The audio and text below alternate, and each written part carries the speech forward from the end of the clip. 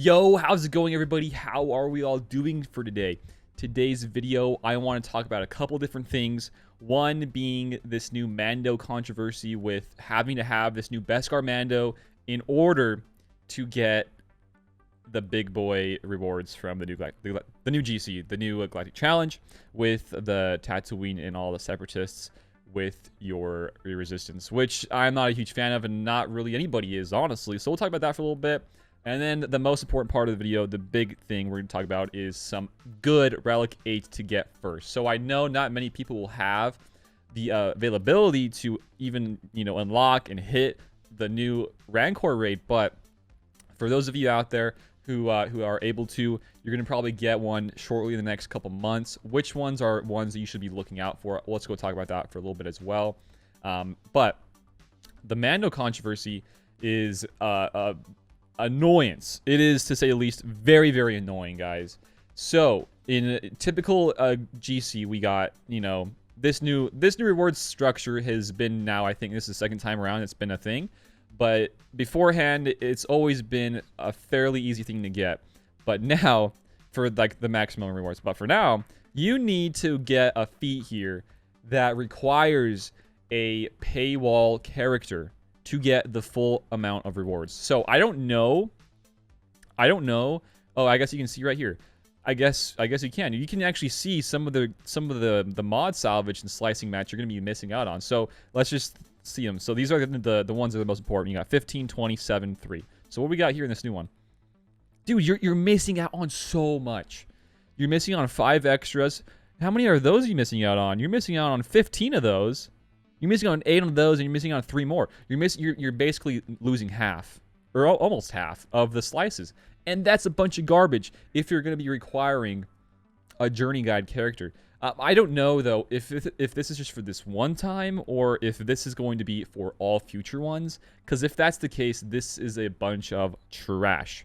I don't know, because there's nothing that is similar between Resistance and the new Beskar Mando, which kind of makes it seem to me that they could potentially be doing this for every single other GC. But although they did say that they're going to up it, so we're going to have, I think, 2 Galactic Challenges every week, which is going to be kind of nice.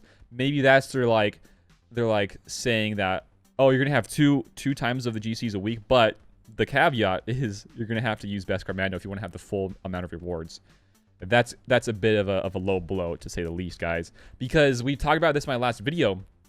The requirements to get all these characters is not that easy. There is a lot of gear between having to get Mando, the non-Beskar Mando with Kara, IG-11, Queel, even Grief, all those different guys. All those guys are required to even attempt to do the event.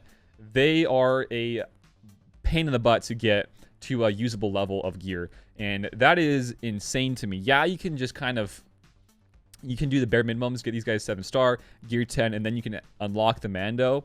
But if you want to get the maximum uses out of them, the actual uses out of them, you have to get them with relics. And to do that, you're going to be nearly wasting all the gear that you might be wasting that could be going for a potential Galactic Legend, and that's not fun at all. But I guess if you want to do the bare minimum to get these guys and to actually get that Galactic Challenge feat done, you can do gear 10 on these new Queel and IG-11, and you're going to be just fine. And then you get the Mando unlocked. You're going to be okay. But until then, this is going to take a long, long time because of the farms of these two. They are incredibly, incredibly tedious and long and difficult. They're not fun to get.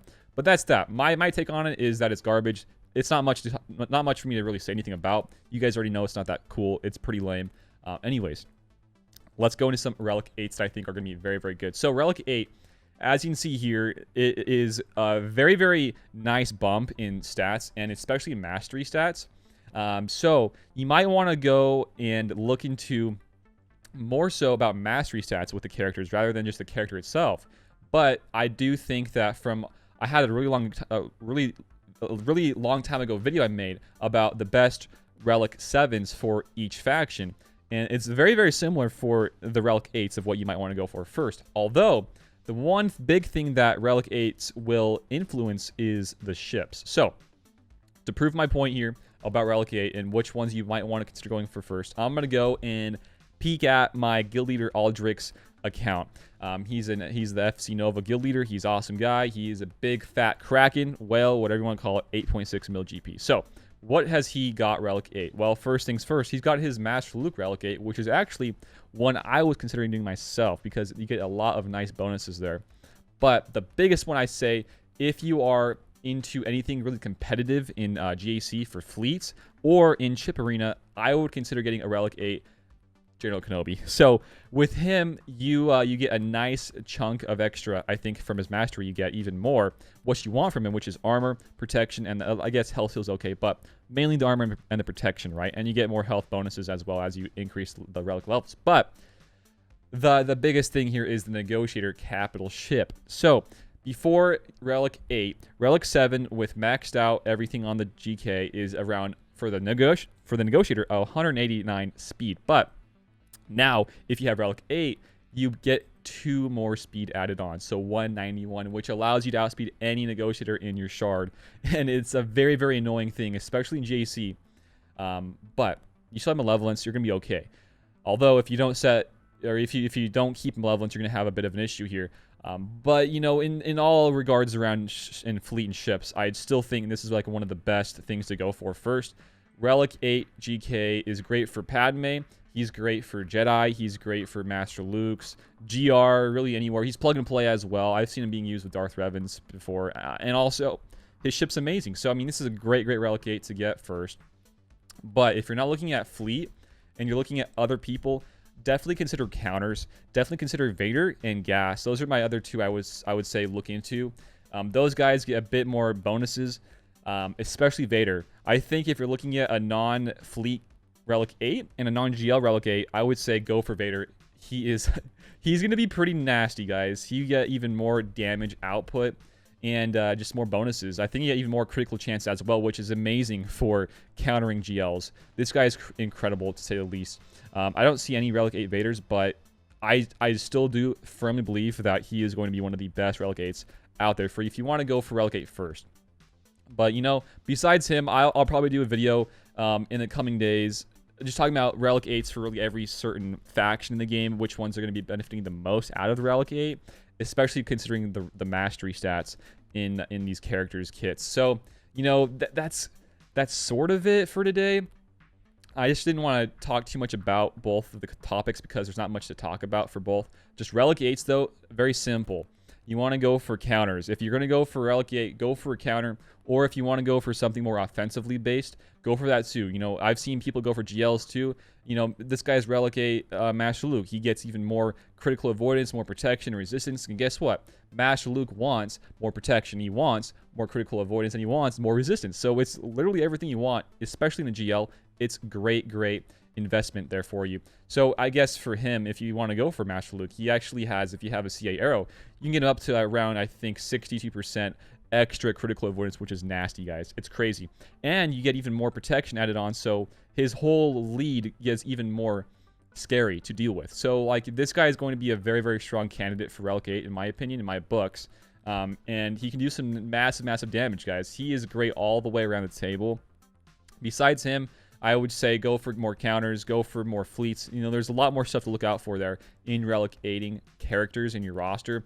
This guy's a definite whale and Kraken, though, so he has a lot of he has a lot to choose from. But I still think that he went for the right call for Relic 8 GK and a Relic 8 Master Luke.